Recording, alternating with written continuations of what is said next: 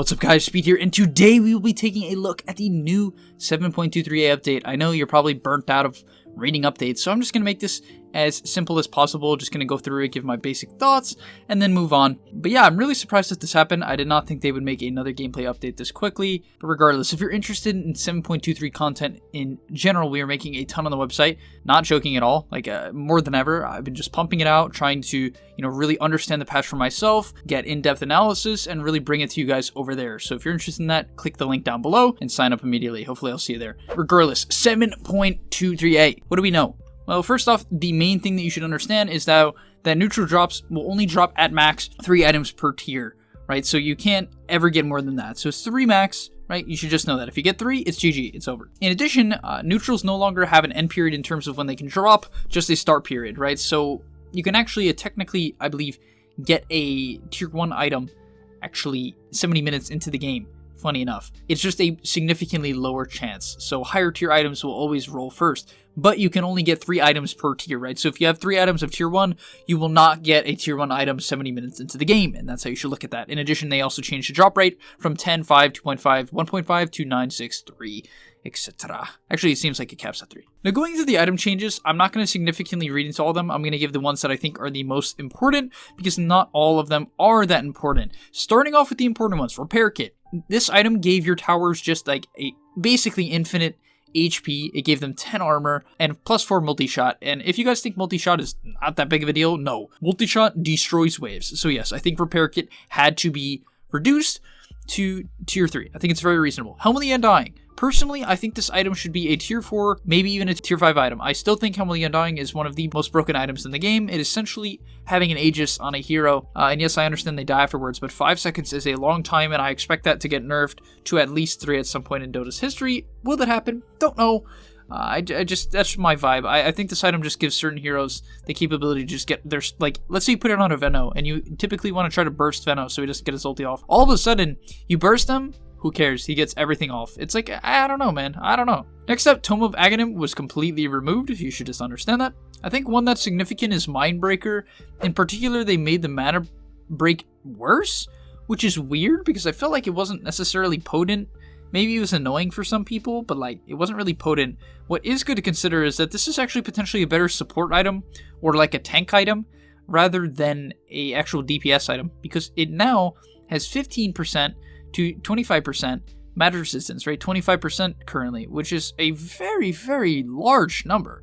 25 magic resistance is a large number, and that's why I don't think it should be overlooked, right? Just the ability to be that tanky, especially considering, like, let's say you have a support who's buying bracers, wand, etc. If you just randomly top on 25% magic resistance, it can keep them alive in a fight and turn a, just completely turn a fight. So yeah. Next up, I think this is a really good change. The Witless Shaco in the past, I believe what it did is it gave you like 28% more of your max HP and reduced your mana pool by a percentage. And this was a massive issue because it was basically not that great for heroes that didn't have that much HP. If you were a CM with 1000 HP and you got this item, it gave you, what, 200 HP? Now it actually gives you 1000. And sure, it reduces your mana by 400, but that is actually a significant amount of health that you might want to trade if you're trying to be tanky. Let's say it's on a hero like Oracle, who has Storm Spirit trying to burst. You don't necessarily need the 400 mana, but you definitely would want 1000 HP. I think this Spell Prism all of a sudden became a very good item.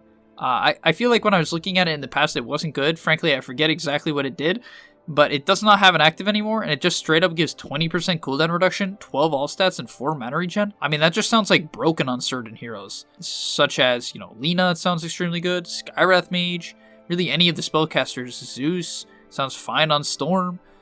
Yeah, I mean, 20% cooldown reduction is a very, very large number. Just sounds good to me, especially if you already have a cooldown reduction talent. You're all of a sudden just going to have, like, really low cooldown spells. So keep this item in mind, and yeah, don't look it over.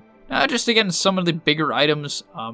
The Leveler, which gives 50 attack speed, doesn't actually cleave or splash anymore, which people thought was the broken part of it, because like ranged heroes could get splash damage and like Gyrocopter Flat Cannon could splash and stuff. Well, it was pretty crazy, very, very strong, so they got rid of it, pretty understandable. But now it has 25% Demolish. Now if you don't know what Demolish is, it is Lone Druid's ability, well, one of his abilities, that allows him to deal extra damage to towers. Now I believe maybe the Wind Panda of Brewmaster also has this, if I'm not mistaken. Maybe it's one of the other pandas, frankly I forget who plays that hero. But basically this item lets you do more tower damage And it gives you attack speed, so on a hero like Sniper, or Luna, or Lycan, even. Actually, no, because Lycan's mostly unit-based. All these single-target heroes that have range, or even, I guess it could be melee heroes as well, that are sieging, it is extremely good on. Like, let's say you put this on a Lifestealer. When he's rage hitting the racks, it's extremely strong, right? Because it's going to allow him to siege much better, so keep that in mind. The Seer Stone got nerfed. This is a tier 5 item that definitely, like, kind of needed a nerf. Its cast range was 500 to 450, so it's still brutally good for cast range, right? Certain heroes still just get like global cast range with this thing. It's really comical. Haven't yet to see it in game personally, but I mean, I don't need to see it in game to understand that 450 cast range is a very high number. But the more important part was the vision range reduced. I think there were some funny ideas that at least went through my head where, let's say you had a Luna who has built-in 800 night vision. Then you give her like the vampire thing that gives like 400 night vision. And then you give her the Seer Stone, which would give her 800. And you'd have like, what is that, 2,000 extra vision? I mean, like, that's just insane. 2,000 extra vision? It's like cross map. You can literally see from your base to mid. And yeah, that would be pretty strong. Do I think that would happen? No. But actually, that would be pretty practical on Luna because the cast range would be nice if you're going the Axe build. So, very cool. Mirror Shield used to be a 75% chance to just block targeted spells, which is very, very foolish. 75% chance is a very large amount of Reflect, considering it also blocks it. It's not like Lotus, right? Lotus, you just still get hit by it, right? Lotus means that, you know, you'll still get hexed if you get hexed, but they get hexed too. Mirror Shield, that is not the case. It blocks it and reflects it, meaning it is a Linken's combined with a Lotus Orb, which is very good. And now it's only a 4-second cooldown, which is actually still extremely good, considering you compare this with, you know, some cooldown reduction. Let's see, you're a Dazzle when you get this. It's like a 2-second cooldown to block spells, which is particularly good for the late game. Next up, we have the Woodland Striders. Best item in Dota 2. Let's go, baby. But basically, what you need to know is that the Woodland Striders, if you guys haven't seen them in game yet, you probably never will, but they create a path of trees behind you for 3 seconds, meaning that you can block off your opponents when you're running away. In addition, these items give you the ability to tree walk. I don't know if you're familiar with it. It is similar to Crypt Walking, which I believe is a very popular dance move in this current world that we live in. So yes, they give you the ability to dance very effectively, 50% movement speed and 70% HP regeneration now instead of 50, so very impressive item. Book of the Dead. This item is very comical. I wanted to try to get it with the Lycan, have not been able to do it yet. Hopefully that time will come. It will be hilarious.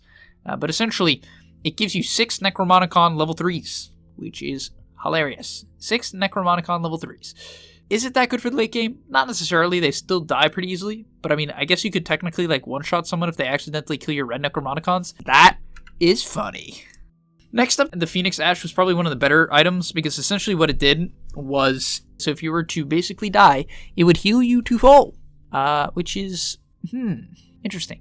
However, it almost seems like it sort of got buffed in a sense, where now, which it didn't do in the past, it actually refreshes your non-ultimate abilities upon triggering. So hero like Undying, you could actually run in, you put up a tombstone, you get killed, or your Phoenix Ash pops, you put up another tombstone, then you reincarnate, you put up another tombstone, you have Aegis, then you put up another tombstone. Wait, Aegis doesn't refresh tombstone. Neither does reincarnate. Oh wait, no, but it's because of the death talent, so they do. Right, but then you also have a refresher orb. So you refresh your orb tombstones. So now you have 5, I believe. And then you refresh your shard. So you can get up to, I believe, 6 tombstones now. Very cool, guys. Just going to test that out. I recommend you trying to do that. I will give you free... Actually, I'm not...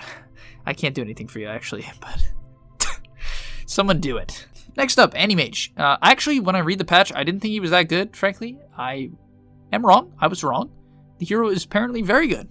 And went up like 10% win rate, so they are nerfing his mana break a little bit. That's all you need to know. Mana break nerfed. Crystal Maiden's base mana regen actually went up, so it's actually technically better, if I'm not mistaken, at level 1. So Crystal Maiden in general, what do you need to know? Base mana regen up from 1 to 1.5, however, they nerfed the magic resistance you got. Not significantly, it's still potent. In fact, you know, the magic resistance is actually better at level 1, funny enough, so, you know, hype. But the overall numbers are down by 0.5 each level, which is actually down by, you know, 1 extra mana regen for CM at all levels, considering she doubles it. So pretty significant nerf for CM, unfortunate. Next up on Drow, I personally thought this hero was pretty garbage when I saw it.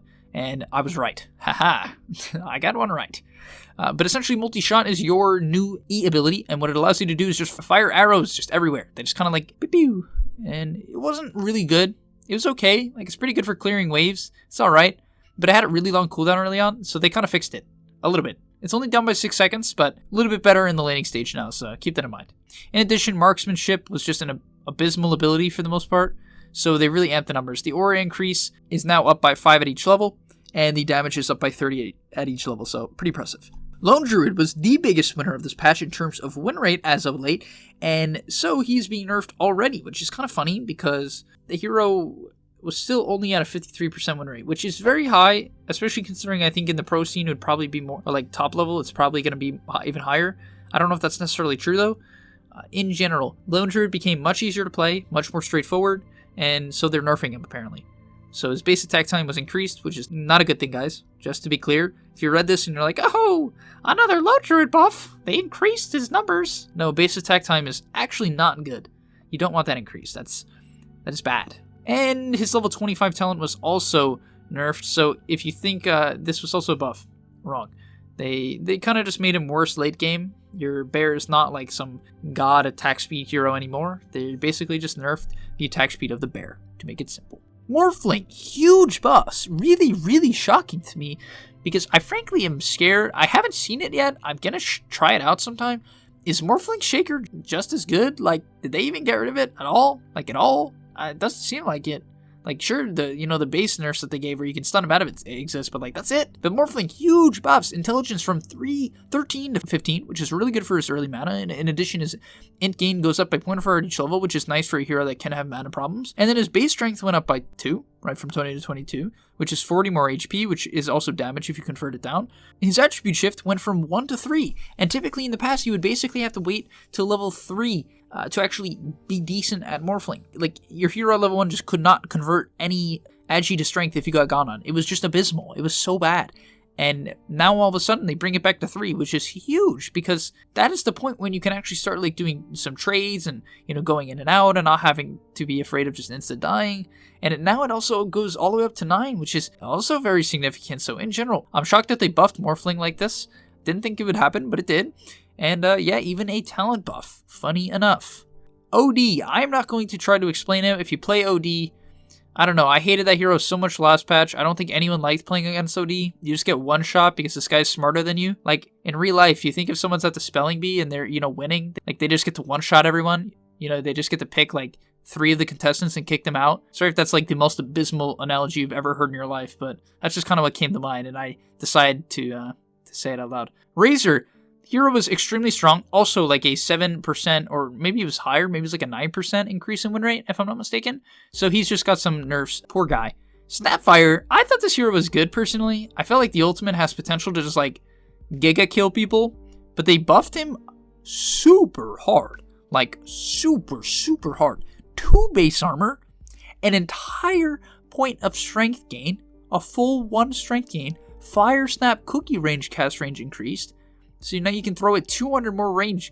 It goes up by 0.2 at level 1, 0.3 at level 2, 0.4 at level 3, and 0.5 at level 4. Insane. It's a 0.5 longer stun at max, which is huge. And then finally, the Little Shredder was also buffed. I mean, Little Shredder is putting in work. At least it did for me. Nah, but the hero definitely did have some issues. It's a bit hard to use sometimes. Your spells aren't always the best cast range. They had some cast range issues besides your ultimate, but even the ultimate got buffed, and significantly too, right? Like 25 for each level. Your ultimate becomes insane late game. It's like some 4,000 damage nuke or something late game. If you had the talent, it's like, I think it's more than that.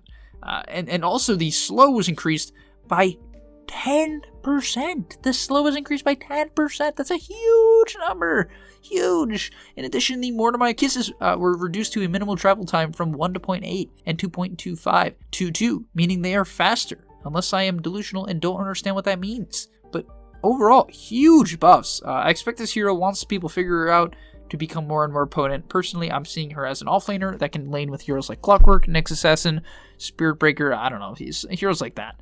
Undying got some buffs because apparently his new ultimate was trash. His old ultimate was very good.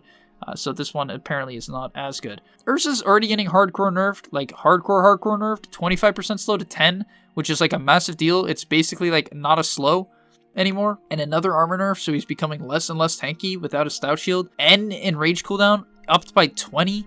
Was Ursa really that good? Was he really that good? Am I missing something, guys?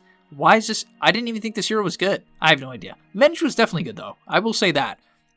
Just kind of like a bunch of making her worse at right-clicking. The aura was nerfed, her base agility nerfed by 7, which is huge. That's 7 less attack speed, not less damage, because that's what they say, but it's 7 less attack speed, 1 less armor, and all of her talents were essentially nerfed. Most importantly, in my opinion, is that the level 20 talent that was Vengeance Aura Illusion cast spells, which was her old axe, was at level 20, which is fairly reachable reliably. Now it's level 25, which, is a big deal, because the later you get that, the less value. I mean, actually, no, it's still just as valuable, but level 20 was too early, so I'm glad that they did that. And finally, to wrap up the match, we have Void Spirit, and his strength gain was increased. This hero was already as hard to kill, so giving him strength gain makes him even better. In addition, they're making him even harder to kill, because his Astral Step cast point was reduced from 0.4 to 0.2, which is actually a lot, because it's technically half. It's just making him even more difficult to kill, more tanky, less lag time on his spells, and the cast range was increased, so he can go even further, catch people from further, disengage further. I think when people figure out Void Spirit and Snapfire, I think these heroes are going to all of a sudden become like, oh god, why did they get buffed? Because like I have a feeling they might get even buffed again, because people are still going to just play like trash on them, and they're going to get buffed again. But when like people start figuring out like, oh, here's the value, I understand it now. Uh-oh, they're already out of control. Thank you guys for watching this video of 7.23a. Once again, making a lot of content on this patch, specifically for this patch on the gameleap website. And hopefully I'll see you there, because I'm putting a lot of time into it, and I would obviously always appreciate your support. Not expensive at all, relatively cheap. It costs basically the same price as a Chipotle bowl. If you don't have Chipotle where you live, I am very sorry to hear. And hopefully I'll see you in the next video. Are you tired of being hard stuck at your rank? Over at gameleap.com, we have a library of hundreds of guides authored by pro players and coaches covering literally every aspect of Dota.